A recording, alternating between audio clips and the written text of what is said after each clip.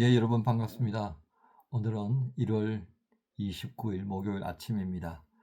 오늘 말씀은 미가서 3장입니다. 3장 가운데에 1절부터 8절까지만 봉독하겠습니다. 내가 또 이르노니 야곱의 우두머리들과 이스라엘 족속의 통치자들아 들으라. 정의를 아는 것이 너희의 본분이 아니냐. 너희가 선을 미워하고 악을 기뻐하여 내 백성의 가죽을 벗기고 그 뼈에서 살을 뜯어 그들의 살을 먹으며 그 가죽을 벗기며 그 뼈를 꺾어다가 다지기를 냄비와 솥 가운데에 담을 고기처럼 하는도다. 그때 그들이 여호와께 부르짖을지라도 응답하지 아니하시고 그들의 행위가 악했던 만큼 그들 앞에 얼굴을 가리시리라. 내 백성을 유혹하는 선지자들은 이에 물 것이 있으면 평강을 외치나 그 입에 무엇을 채워주지 아니하는 자에게는 전쟁을 준비하노도다. 이런 선지자에 대하여 여호와께서 이르시되 그러므로 너희가 밤을 만나리니 이상을 보지 못할 것이요 어둠을 만나리니 점치지 못하리라 하셨나니 이 선지자 위에는 해가 져서 낮이 캄캄할 것이라. 선견자가 부끄러워하며 술객이 수치를 당하여 다 입술을 가릴 것은 하나님이 응답하지 아니하심이거니와 오직 나는 여호와의 영으로 말미암아 능력과 정의와 용기로 충만해져서 야곱의 허물과 이스라엘의 죄를 그들에게 보이리라. 아멘. 오늘 말씀의 제목은 이 시대는 어떠한가 살피라 하신다. 이 시대는 어떠한가를 살피라 하신다. 예, 늘 우리가 성경을 읽을 때마다 적용의 부분에 있어서는 그 말씀이 지금 나에게 어떻게 증거되고 있는지, 또 지금 나를 향하여서 하나님이 무엇을 말씀하시는가라는 관점으로 성경을 읽어야 할 것입니다. 그저 과거에 있었던 것이 아니라 하나님은 살아계십니다. 과거 그 시대 백성들에게 하셨던 그 말씀, 지금 나에게 문화가 다르고요. 시대가 다릅니다. 언어도 달라요. 그런 여러 가지 어려움에도 불구하고 하나님은 살아계신단 말이죠. 그러므로 이 시대에 오늘 이 말씀을 읽는 나는 그 하나님의 마음을 어떻게 내 삶에 풀어가야 할까?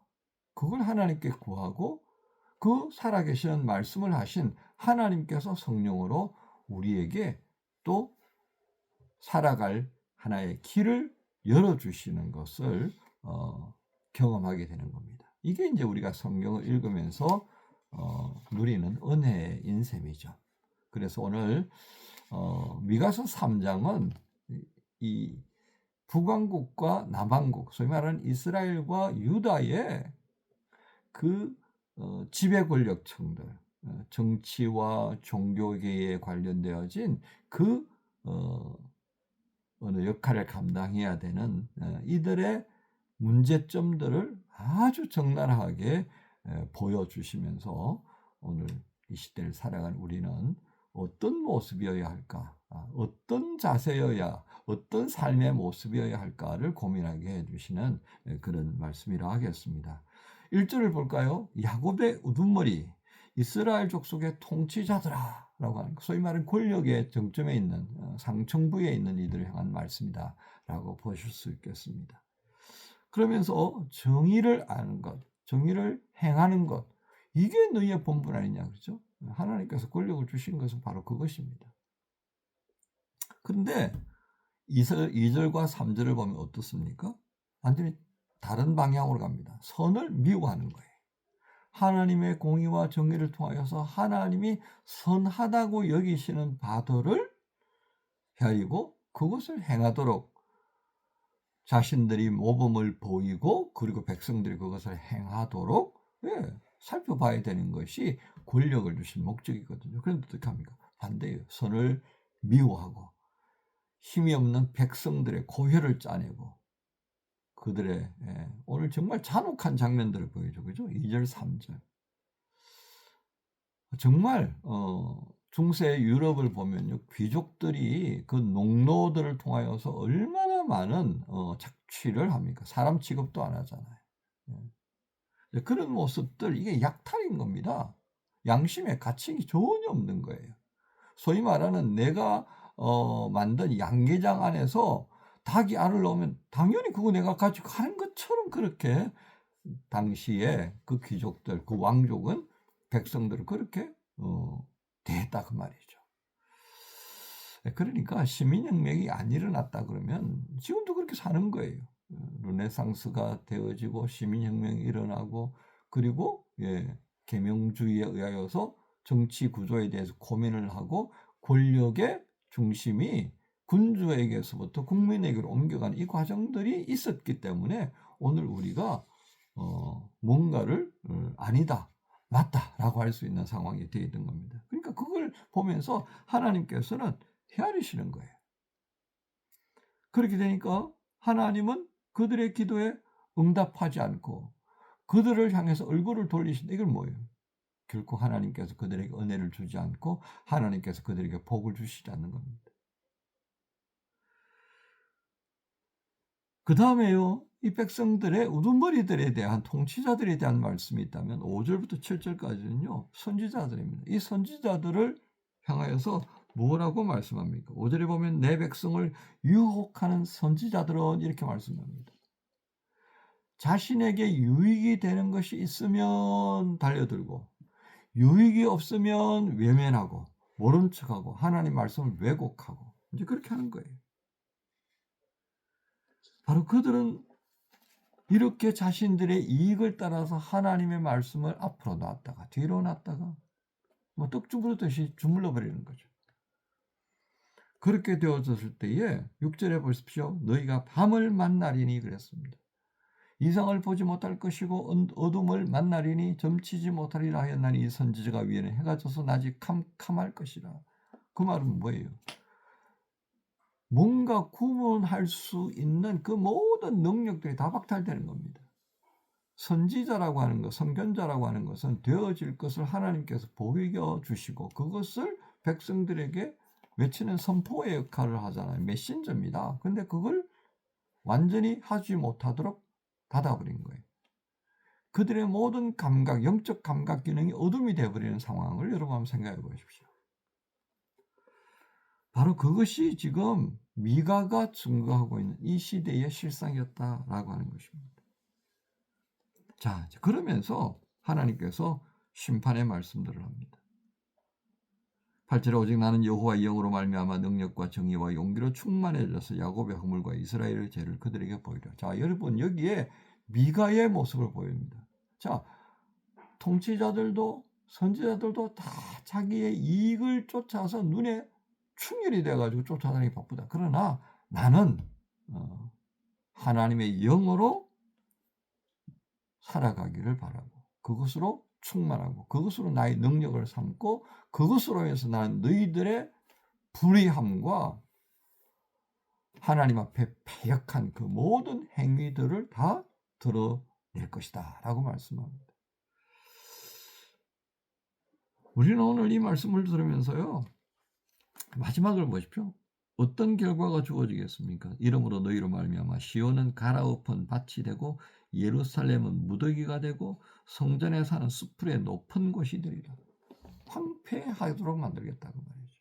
주춧들이 다 파헤쳐지고 그곳에는 더 이상 아무것도 할 수 없는 그냥 풀이 되어지고 풀이 지나서 숲이 되어져 버리는 황폐함의 끝판을 보여주시겠다라고 하는 것을 말씀합니다. 여러분 오늘 말씀은 결국 무엇을 얘기합니까? 이스라엘이 완벽하게 무너질 수밖에 없는 구조적인 문제를 드러내어 주셨습니다. 상층부가 완전히 썩어 녹아내리고 있다는 거예요. 권력에 취해서 하나님의 공의, 정의를 행하려고 했던 그것을 자신들의 사욕을 위하여서 사용합니다. 하나님의 말씀을 온전하게 드러내야 할 선지자들은 한 줌의 이익 앞에서 그 말씀을 왜곡합니다. 오늘 우리 시대와 비교가 되지 않습니까? 여러분, 오늘 우리 시대를 정말 냉철하게 그리고 정말 기도하는 하나님의 영을 품는다는 게 아니라 이게 참 잘못하면 큰일 납니다. 하나님의 영으로 인하여서 그렇죠? 하나님의 영이 내 안에 들어올 수 있는 내 마음밭이 되어야 합니다. 그리고 하나님의 영이 나를 품을 수 있도록 내가 구별되어져야 합니다. 그래서 성령이 내 안에 계시는 그 모습, 요한복음 15장에 있는 그리스도께서 내 안에, 내가 그리스도 안에 있는 이 아름다운 관계성의 회복을 통하여서 우리는 이 시대를 제대로 보아야 합니다. 거짓 선지자들, 거짓 목자들을 보아야 하고요. 뭐 건물 잘 짓고 조명 좋고 장식 잘 돼 있으면 좋은 교회인가요? 큰 교회가 좋은 교회예요? 저는 그렇게 보지 않습니다. 제가 1993년인가요? 94년에 안수받았네요. 그 안수받은 이후로요, 제 고민이 늘상 그거였습니다. 지금 제가 하고 있는 것이 옳은 것입니까? 시간이 갈수록 거기서부터요, 더 옥죄어지는 느낌을 받습니다. 그렇다고 뭐 제가 괜찮습니까? 아니죠. 나쁜 짓 안 하는 수준에 있는 거예요. 나쁜 짓 안 하는 정도. 오늘 우리가 이런 정도면요, 정말 하나님의 기대에 부합하지 않는 겁니다. 나쁜 짓 안 하는 정도의 목사. 그러면 안 되죠. 그거는 가장 기본이잖아요. 더 해야 됩니다. 근데 저부터도 이런 핑계 저런 핑계 대면서 그냥 머물러 있는 것에 익숙해져 버렸습니다. 이제 은퇴하는 거 한 3년 정도 남았다 생각하니까 아이고 더 이상 뭐 일 벌리지 말아야지. 이렇게 움츠러드는 겁니다. 그렇게 움츠려드는 시점에 이 시대는 어떻게 되어져 갑니까? 정말 하나님 앞에 죄송스러운 모습밖에 없습니다. 여러분, 한 나라 한 민족이 망하는 거 어떻게 되는가 아시겠죠? 그죠? 정치권이 부패해버립니다. 종교적인 영역이 완전히 부패해버립니다. 이 두 개가 부패 덩어리로 나란히 한 줄로 엮여지면 그게 끝인 거예요. 여러분, 부패하니까 나도 그렇게 부패할 거예요? 오늘 주님께서 미가를 통해서 그렇게 하지 말라고 말씀하는 겁니다.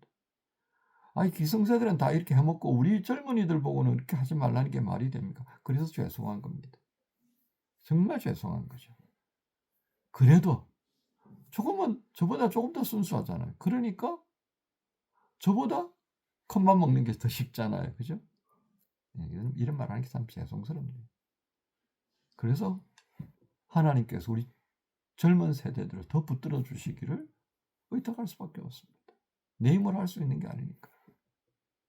여기서 더 이상 사고 치지 말자. 우리 젊은이들이 실망할 만큼의 사고만 안 쳐도 될 것 같은 그런 어리석은 마음이 드는 겁니다. 사랑하는 지체 여러분, 오늘 미가서 3장을 보면서요, 이스라엘의 망할 수밖에 없는 장면들을 미가가 적나라하게 보여줍니다. 그것을 보면서 이 시대는 어떠한가를 살피라고 하시는 하나님의 음성을 들어야 하겠습니다. 바로 그 속에 우리의 살 길이 있다 싶은 것입니다. 오늘 미가 3장을 통해서 여러분 또 한번 눈이 밝아지고 하나님께서 이 시대를 어떻게 보는지를 또 한번 헤아려 보면서 새롭게 하려는 그 하나님의 일꾼 되게 하시려는 그 뜻을 감당하면서 목요일을 시작하십시다. 여러분 모두를 우리 주님 예수님의 이름으로 축복합니다. 주님 감사합니다. 이 시대를 제대로 볼 수 있는 눈을 저희들에게 허락해 주옵소서. 그리고 이 시대와 함께 흘러가는 것이 아니라 이 시대를 거슬러서 새롭게 하시려는 그 하나님의 일꾼 되는 일에 즐거워하게 하며 그 즐거움으로 주의 뜻을 행하게 하옵소서. 예수님 이름으로 기도합니다. 아멘.